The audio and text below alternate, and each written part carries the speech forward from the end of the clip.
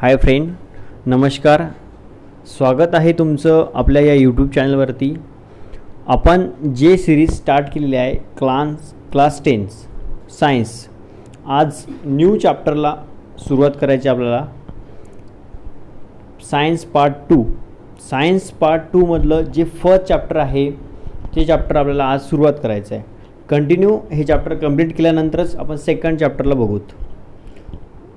Okay, विद्यार्थ्याचे demand असल्यामुळे आपण सायन्स पार्ट 2चं चॅप्टर स्टार्ट केलेलं आहे. सिम्पली एकदम सोप्या भाषेत समजून घेण्याचा प्रयत्न करू. जे विद्यार्थी नवीन जॉईन झालेले आहेत त्यांनी मागील व्हिडिओ बघून घ्या. ग्रॅव्हिटेशन चॅप्टर कंप्लीट केलेलं आहे आणि जस्ट एक छोटं इंट्रोडक्शन घेतलेलं आहे आपण. क्लासिफिकेशन ऑफ एलिमेंट हे चॅप्टर संपल्यानंतर आपण त्याला पण कंप्लीट करू. चला तर मग सुरू करूया आपल्या या यूट्यूब चॅनलवरती. Chapter first, science part 2, heredity and evolution. First of all, what is mean by heredity and evolution. नेमकं चॅप्टरमध्ये आपल्याला काय बघायचं आहे? चॅप्टरमध्ये अशा काही गोष्टी बघायच्या आहे की ज्या आपल्याला दिसत नाहीत, एकदम मायक्रो लेवलला बघायचं आपल्याला. आणि काही अशा गोष्टी बघायच्या जे सहज आपल्याला चेंजेस दिसतात. आता हेरिडिटी म्हणजे काय? आता सम एक्झाम्पल बघा. फॉर एक्झाम्पल, पॅरेंट आहेत, आपले पॅरेंट आहेत आणि आपण आहे. मग आपण आपल्या पॅरेंटसारखं काही प्रमाणात दिसतो. मीन्स आपले बायोलॉजिकल कॅरेक्टर काय होतात, काही प्रमाणात, काही पर्सेंटेजमध्ये 10%, 20% हे सिमिलर असतात आपल्या पॅरेंटसोबत.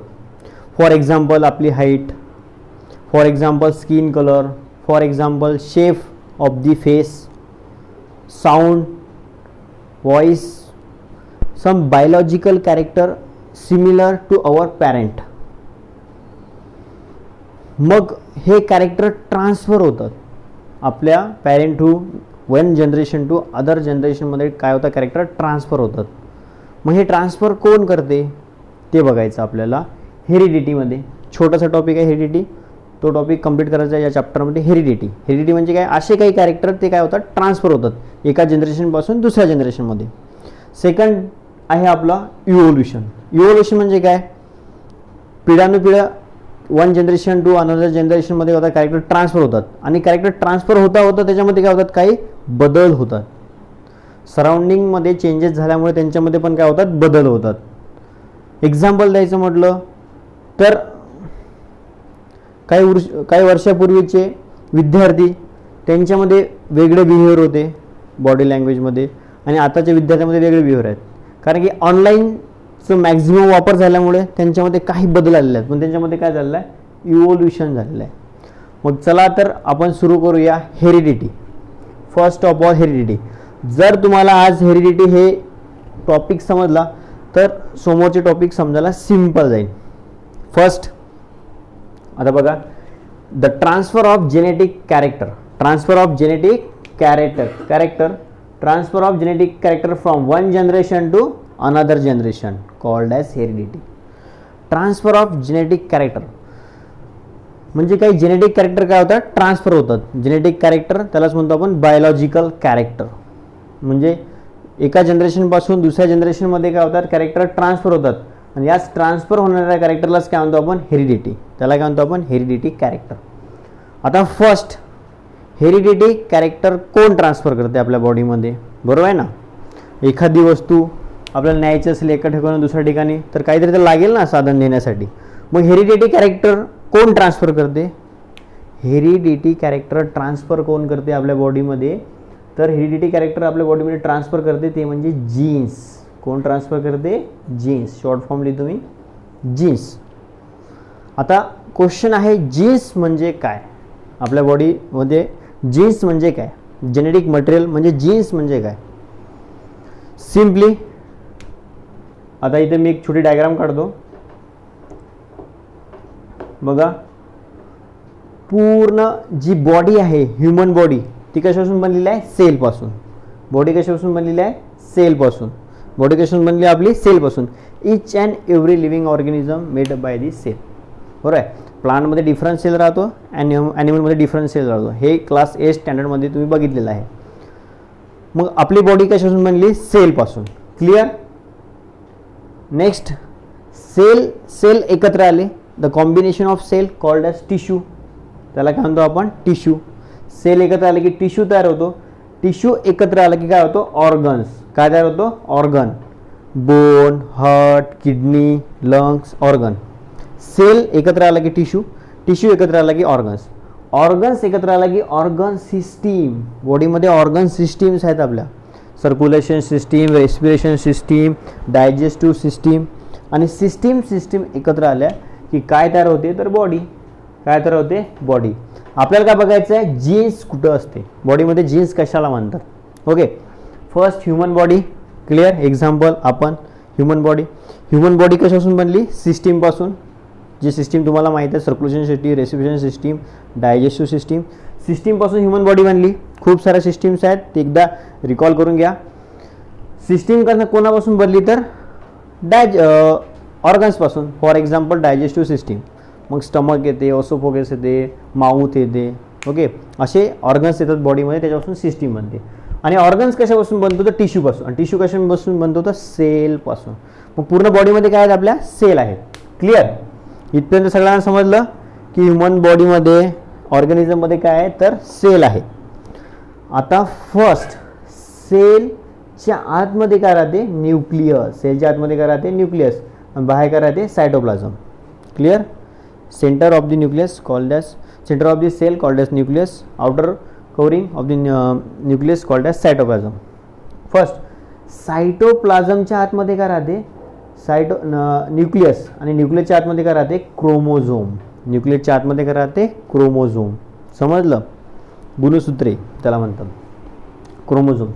सेलच्या आतमध्ये न्यूक्लियस, न्यूक्लियसच्या आतमध्ये क्रोमोझोम. आणि क्रोमोझोम कशापासून बनलेला आहे तर क्रोमोझोम बनलेला आहे DNA. जर क्रोमोझोमला ओपनिंग केलं तर आतमध्ये काय DNA. क्लिअर.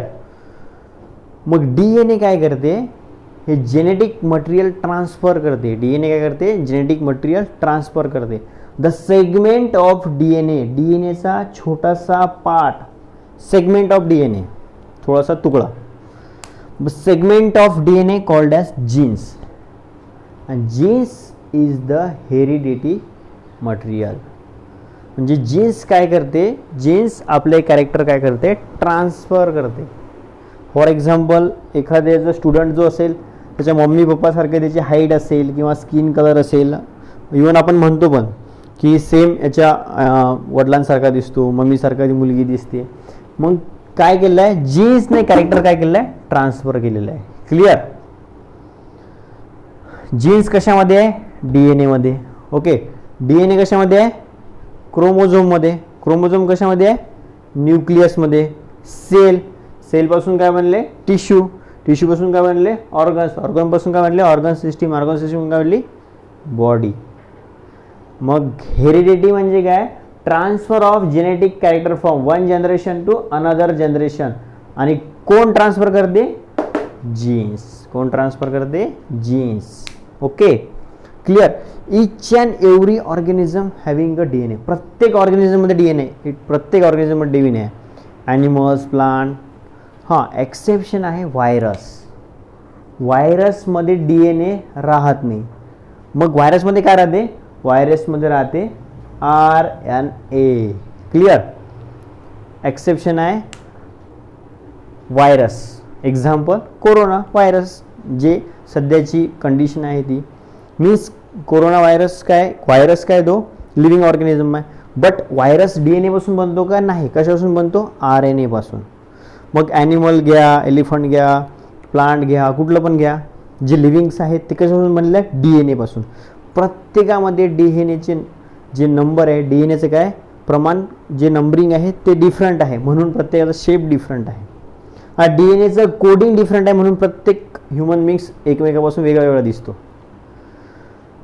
मग जेनेटिक कॅरेक्टर कोण ट्रान्सफर करते जीन्स.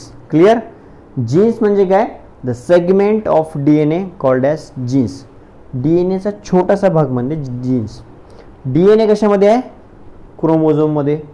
क्रोमोझोम कशामध्ये आहे न्यूक्लियसमध्ये म्हणजे सेलमध्ये.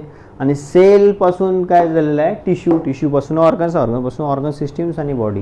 हे माइंडमध्ये क्लिअर ठेवायचं. If you have clear in this picture in mind you have the simple topic of the next.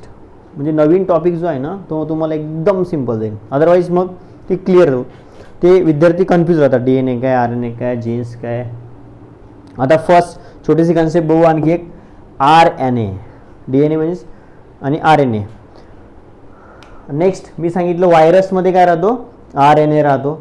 बघा मी RNAचं स्ट्रक्चर काढतो इथं. First single standard RNA means DNA काय एक डबल बाइंडिंग स्ट्रक्चर आहे. थ्रेड, दोरी एकाची, त्या दोरीला आपण सर्व ओपन केल्यानंतर काय होतात, 2 थ्रेड तयार होतात. त्यामधला एक थ्रेड जर आपण बाहेर काढला तो RNA, तो काय होतो RNA. क्लिअर. म्हणजे DNAचाच भाग आहे पण हा एक थ्रेड आहे. ओके. सेगमेंट म्हटलं की जीन्स, DNAचा एक थ्रेड म्हटलं की RNA. RNA कशामध्ये आहे, DNA कशामध्ये आहे, क्रोमोझोम कशामध्ये आहे, न्यूक्लियस सेल. पूर्ण बॉडी बनली आपली सेल पासून. DNA कसं आहे तुम्हाला समजलं, DNA कशामध्ये आहे तुम्हाला समजलं, RNA कसं आहे तुम्हाला समजलं. DNA double stand, RNA single stand. Next information about the DNA काय करते. DNA फर्स्ट वर्क आहे DNAचं प्रोटीन सिंथेसिस. बॉडीमध्ये प्रोटीन सिंथेसिसचं काम करते DNA. क्लिअर. बॉडीमध्ये प्रोटीन सिंथेसिसचं काम कोण करते, DNA मध्ये काय, DNA जवळ काय राहते, इन्फॉर्मेशन राहते प्रोटीन सिंथेसिससाठी, स्टोरेज DNA मध्ये. हां, DNA काय करते, कमांड देते RNAला प्रोटीन बनवण्यासाठी. ॲक्च्युली DNA कडे सिंथेसिसचं काम राहते, बट कोणा थ्रू DNA प्रोटीन बनवते तर RNA through. Means for example काय, आपल्या घरामध्ये एक मोठा व्यक्ती आहे, ते छोट्या लोकांना काय सांगते, काम सांगते, चल तू हे काम कर, तू ते काम कर. नंतर लास्टला काय म्हणते, आम्ही आज पूर्ण काम केलं. म्हणजे काम सांगितलं मोठ्या व्यक्तीने, केलं छोट्या व्यक्तीने. मग DNA आपल्या बॉडीमध्ये प्रोटीनचं काम सांगते, RNA ते करते. RNA काय, DNAचाच एक छोटासा पार्ट आहे. मग प्रोटीन सिंथेसिसचं काम आहे DNAचं, बट DNA कोणाकडून करून घेते तर RNA कडून. क्लिअर. हेरिडिटी क्लिअर झालं. हेरिडिटी म्हणजे काय, transfer of character from one generation to another generation. Transfer of biological character from one generation to another generation called as heredity. आणि हेरिडिटी म्हणजे काय, जेनेटिक कॅरेक्टर. Genes clear. मग genes काय करते, character transfer करते. काय डाऊट याच्यामध्ये. आपण कन्सेप्ट बघितलेला आहे DNA RNA. ओके. स्टुडंटनी काय करायचं, DNAचं स्ट्रक्चर काढून बघायचं. 9 क्लासच्या बुक्समध्ये आहे, अनेक RNAचं स्ट्रक्चर काढून बघायचं. जर तुम्हाला ह्या छोट्या कन्सेप्ट समजल्या असेल तर आपल्याला समोरचा टॉपिक सिम्पल जातो. Transcription, translation, translocation. ट्रान्सलेशन हा टॉपिक सर्व DNA आणि RNA प्रोटीन सिंथेसिसवर डिपेंड आहे. जर तुम्हाला DNAच म्हणजे काय माहीत नाही, RNAच म्हणजे काय माहीत नाही, तर मग तुम्हाला टॉपिक समजायला खूप अवघड जाते. Clear.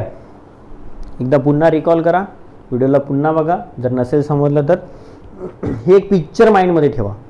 Human body first, human body नंतर सेकंड, ऑर्गन सिस्टीम नंतर थर्ड, ऑर्गन नंतर टिश्यू नंतर सेलच्या आतमध्ये न्यूक्लियसच्या आतमध्ये क्रोमोझोमच्या आतमध्ये DNAच्या आतमध्ये जीन्स, DNAचा छोटासा पार्ट जीन्स. DNAचं एक थ्रेड पूर्ण बाहेर काढलं की RNA. DNA काय करते, प्रोटीन सिंथेसिस करते. कोणा थ्रू करते, RNA थ्रू करते. क्लिअर. मग रिकमेंडेशन ऑर्डर देते DNA, काम करते RNA. मग RNA टाईप पडतात, mRNA, tRNA, ते आपण समोर नेक्स्ट लेक्चरमध्ये बघू. ओके. क्लिअर. काही डाऊट. हां, मग क्वेश्चन आहे, प्रत्येक ऑर्गॅनिझममध्ये काय असतात, DNA. प्लांटमध्ये, ॲनिमल्समध्ये, ह्युमन बिंग्समध्ये काय DNA. मग व्हायरसमध्ये काय, RNA. काय व्हायरसमध्ये, RNA. ओके. बरेचदा तुम्ही ऐकलं असेल corona virus, first wave, second wave, third wave. म्हणजे काय होते, त्या व्हायरसच्या कोडिंगमध्ये चेंजेस होतात. काय होतात, कोडिंगमध्ये चेंजेस होतात. तर sudden change occurring in a genes called as a mutation. त्याला काय म्हणतात, म्युटेशन. म्हणजे काय, फर्स्ट वेव्ह म्हणजे काय, त्याचं डिफरंट कोडिंग होतं. सेकंड वेव्ह म्हणजे काय, डिफरंट कोडिंग. थर्ड वेव्ह म्हणजे काय, डिफरंट कोडिंग. मग sudden changes of DNA, sudden changes in genes called as mutation. Clear. Picture मेमरीमध्ये फिक्स करून घ्या. बॉडीपासून तर DNA पर्यंत मीन्स जीन्सपर्यंत. क्लिअर. उलटं विचारलं तरी आलं पाहिजे आणि सरळ विचारलं तरी आलं पाहिजे. क्लिअर. आपण चॅप्टरला सुरू केलेलं आहे हेरिडिटी अँड इव्होल्युशन. छोटंसं इंट्रोडक्शन घेतलेलं आहे आपण. इंटरेस्टिंग टॉपिक आहे. समजला तर, नाही समजला तर बोरिंग. नसेल समजलं तर पुन्हा रिपीट करा, रिव्हिजन करा, डायग्राम करा. बुक्समधलं फर्स्ट पेज वाचून घ्यायचं. जे मी इन्फॉर्मेशन सांगितले आहे तेच तुम्हाला क्लिअरिफाय होईल.